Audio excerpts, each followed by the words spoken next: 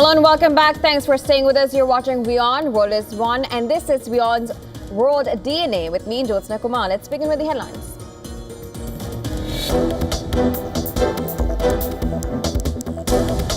At least 19 dead in Sana'a as U.S. President Donald Trump orders airstrikes on Yemen, vowing to use overwhelming lethal force until the Houthi rebels cease their attacks on shipping in the Red Sea.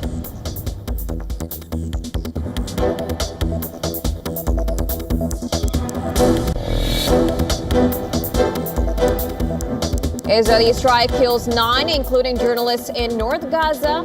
Hamas says blatant violation of ceasefire deal.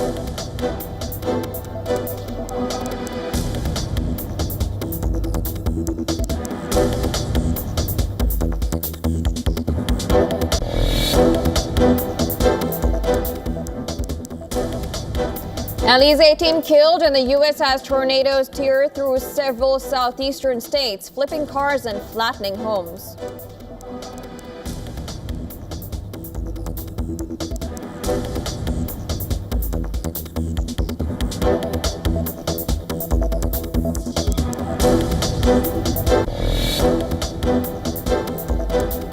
Trump puts journalists at Voice of America on leave, cuts funding to Radio Free Europe and Radio Free Asia following an executive order titled Continuing the Reduction of the Federal Bureaucracy.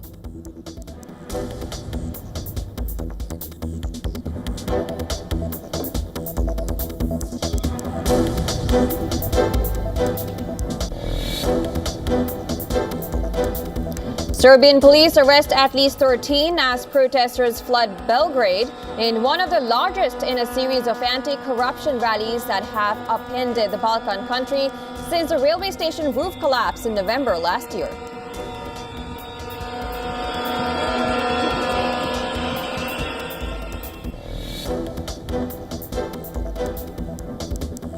Zelensky says that Ukrainian troops have not been encircled by Russian forces in Kursk, accuses Russia's President Vladimir Putin of lying about the situation on ground.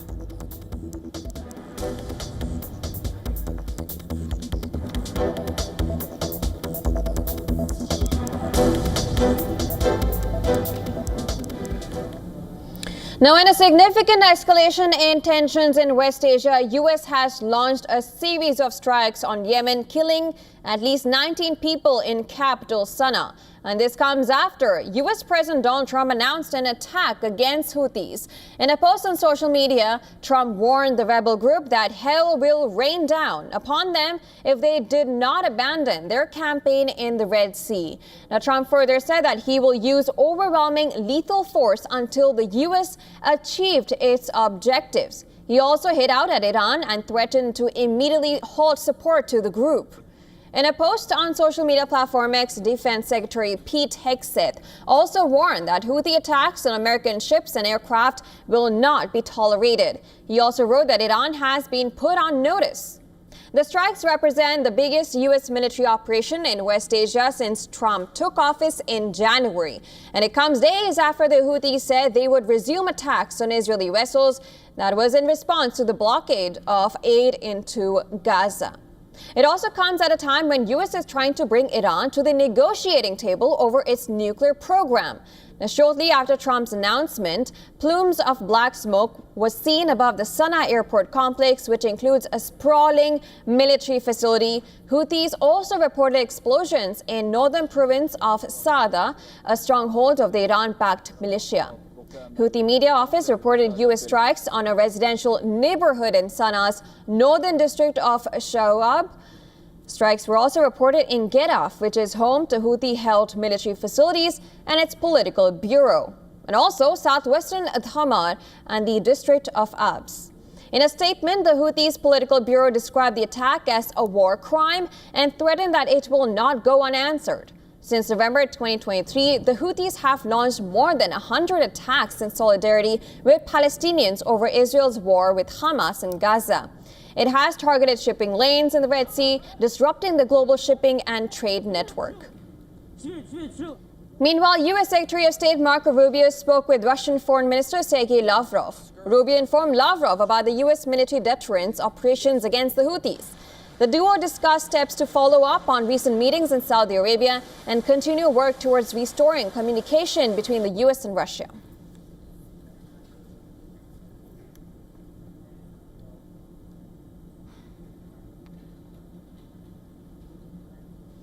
All right, to discuss more, we are now being joined by Adrian Calamil from New York. He is a fellow at the Arabian Peninsula Institute, tourism and Middle Eastern scholar, as well as the author of forthcoming book on Hezbollah. It's always a pleasure to have you. It's a pleasure. Thank you, Josa.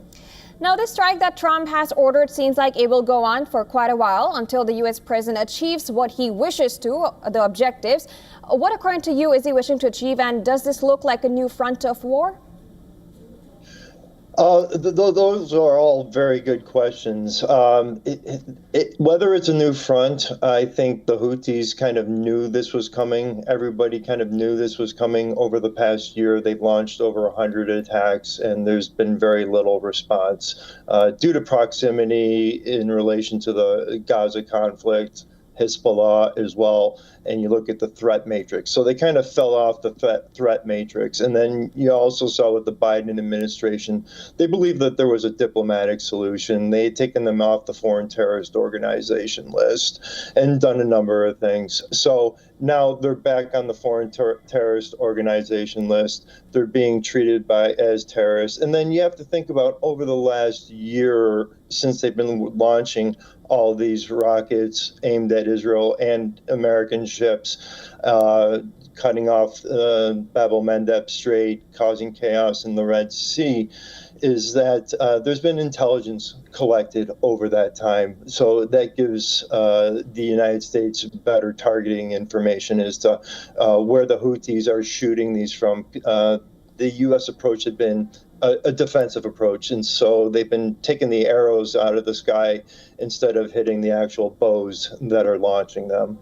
Right, and Trump has clearly been warning Iran to not back Houthis. So is Trump somehow using Houthis to indirectly warn Iran, and all this while also hoping for talks over a nuclear program?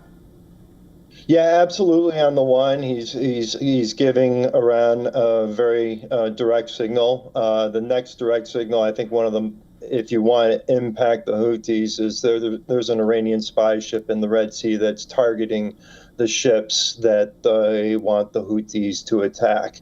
Now, as far as a deal goes, I think this is really a diplomatic measure by Trump. He's playing diplomacy on the one side, and he's also taking kinetic action or military action on the margins and saying, listen, we need to get to the table, but at the end of the day, Ali Khamenei's not going to agree to anything. And this will come to some type of, well, the maximum pressure campaign and possibly a strike on nuclear facilities in the future. It's one thing Trump has been really consistent on with his foreign policy, is that the Islamic Republic of Iran cannot have a nuclear weapon. Right, and it's not just the U.S. Ships that are at risk, it's also the other countries. Do you think we will see involvement of other countries like the U.K., which have also have been launching strikes together with the U.S.? We saw in December last year. Yeah, I would suspect that the UK would probably get involved as well. I think Israel may sit this one out and give them, there'll be intelligence cooperation and sharing as to what they've seen over the last year. And the American ships have been parked there as well. But we could see also, we don't know what the relationship will all of a sudden become with. We see a clear triangulation happening between the United States, Saudi Arabia, and Russia in the region. And the Saudi Arabia is no friend of the Houthis. They're kind of forced into a ceasefire by the Islamic Republic of Iran at the beginning of probably about 2018. So look for the UAE as well as the Kingdom of Saudi Arabia to possibly start mobilizing there if this is a new front. Right, and just before I let you go, just one more question. Now, will these strikes in any way influence the Israel-Hamas ceasefire in a negative or positive way? No, I really don't think it has an impact on it. With these strikes, this was, we could all see this coming. And with the Islamic Republic, they're the ones that tell the Houthis what to do. They're also the ones that tell Hamas what to do. So they're really the ones pulling the strings behind the scenes. And the Houthis have deliberately connected what they're doing to the plight of the Palestinians, of what's happening in Gaza. But at the end of the day, it's because the Islamic Republic is just telling them to do it. All right. Well, of course, we'll look at all the developments that we see. But thank you so much, Mr. Adrian Calamil, for joining us and giving your perspective. Thank you. Thank you again. And while moving on, U.S. Secretary of State Marco Rubio and Russian Foreign Minister Sergei Lavrov had discussed the next stage in talks on ending the war against Ukraine. Now, despite recent tensions between President Donald Trump and his Ukrainian counterpart Volodymyr Zelensky, Kiev has agreed in principle to a U.S. brokered 30-day unconditional ceasefire if Moscow halts its attacks in eastern Ukraine. However, Russia's President Vladimir Putin has not agreed to any truce and has instead set conditions that are beyond what was called for in the U.S. agreement with Ukraine.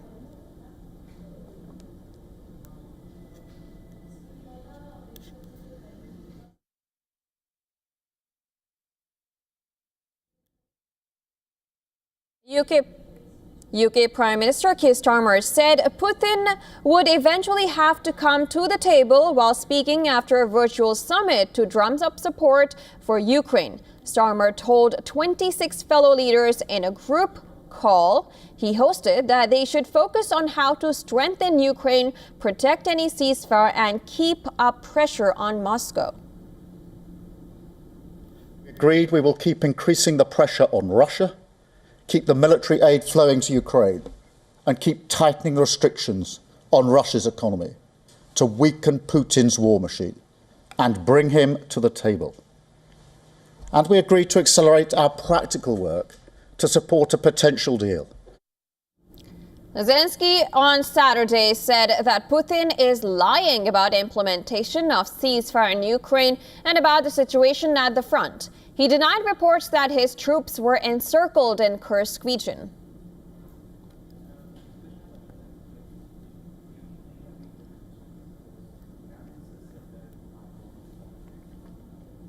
All right, shifting our focus, thousands took part in demonstration over the death of 15 people killed in a rooftop collapse at a railway station in Serbia last year. The demonstrations have been growing in recent months, and the demonstrators accuse the ruling dispensation of corruption and lawlessness. More than 200,000 demonstrators gathered in Serbia's capital, Belgrade, in what could potentially be one of the largest protests in the country's history. According to the country's interior ministry, at least 107,000 Serbians took part in the rally. However, estimates from the Serbian Monitor, the Public Assembly Archive, suggest that the numbers could be somewhere between 275,000 and 325,000. Now, as thousands of Serbians waved flags and held banners against President Alexander Vucic's government, at least 13 protesters were arrested by the Serbian police. Demonstrators were also called upon to exit the area near the parliament, citing security concerns.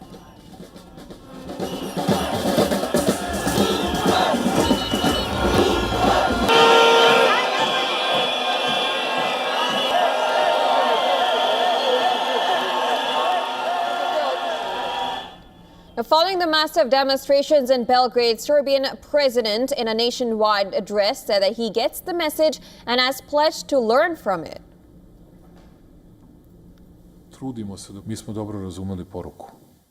We get the message. Everyone in power needs to understand the message when so many people are protesting. We're going to have to change and learn from it. On the other hand, I hope that others have understood the message of the majority in Serbia, that the citizens of Serbia do not want color revolutions, that the citizens of Serbia do not want violence, and that the citizens of Serbia want to change power through elections. In recent weeks, demonstrators have been holding rallies in major cities of Serbia, especially in the rural districts, which has served as a backbone for President's support.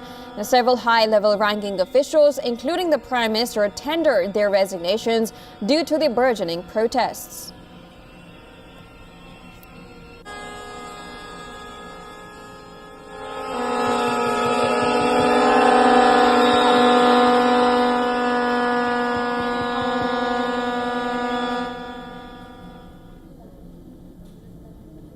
And while moving to India, where fresh snowfall in Jammu and Kashmir brought the cold wave back in the valley, while the higher reaches of the valley witnessed spells of snow and intense rain slashed the plains over the last 24 hours. Areas including Gulmarg, Pahalgam and Sonmarg received fresh snowfall, bringing much cheer among visiting tourists. The arrival of the rain also brought respite to the farming community of the valley. However, the Met Department has advised the farmers to halt any farming activity till March 16th, and multiple water bodies and springs has dried up due to the lack of precipitation in the region, with January and February receiving negligible precipitation this year. Water bodies had dried up amid increasing instances of forest fires. On the other hand, heavy snowfall across the higher reaches resulted in schools and educational institutions being closed in northern part of Kashmir. Gures, Makil and Kiran announced holiday for schools.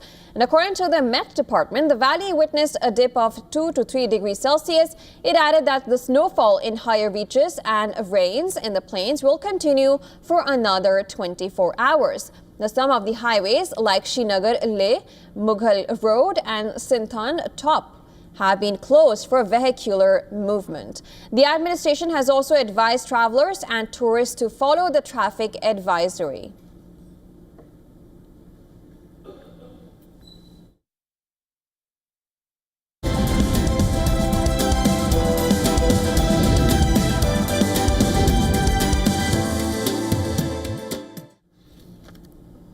Now, the next week is a major one for global markets. Will the Federal Reserve hold steady or make a move on interest rates? With inflation, tariffs and economic uncertainty in the mix, all eyes are on what happens next. We'll tell you what to watch out for, what could it mean for your wallet, and when changes might be coming in this special report. Take a look.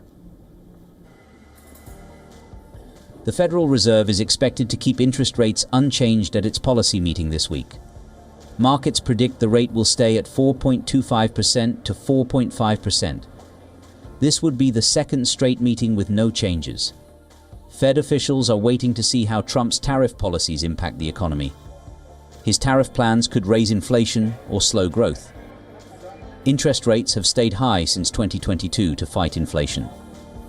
The Fed began cutting rates late last year as inflation cooled. But a recent inflation spike and policy uncertainty have put further cuts on hold. The Fed will release its economic projections alongside the decision. Analysts expect officials to predict just one rate cut this year, down from 2 in December. Recession risks remain a concern. Consumer confidence is falling and spending has slowed. However, job growth remains strong and inflation recently eased. Goldman Sachs has raised the chance of a 2025 recession from 15% to 20%. Tariffs could complicate things. If they raise prices, the Fed may keep rates high to control inflation. But if they slow the economy, rate cuts could be needed. Markets expect the first rate cut in June, but uncertainty remains high.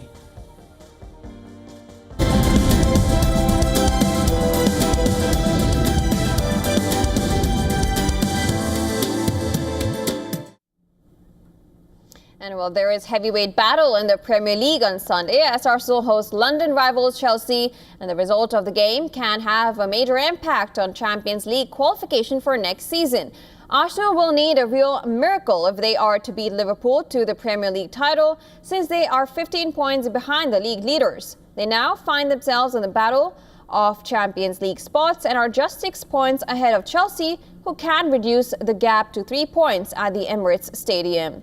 Both teams are now in a race to finish the Champions League places. But Arsenal manager Mikel Arteta says expected Chelsea to challenge for the title this season. Well, it does, but yeah, if they are contenders, I think from the moment I wasn't playing pre-season and understanding how Enzo works and the talent that they have in the squad, in my opinion, they were contenders to even win it from the beginning, because they have so much there that the moment that everything glides together and they find that connection, energy and consistency, I think they can compete with any team.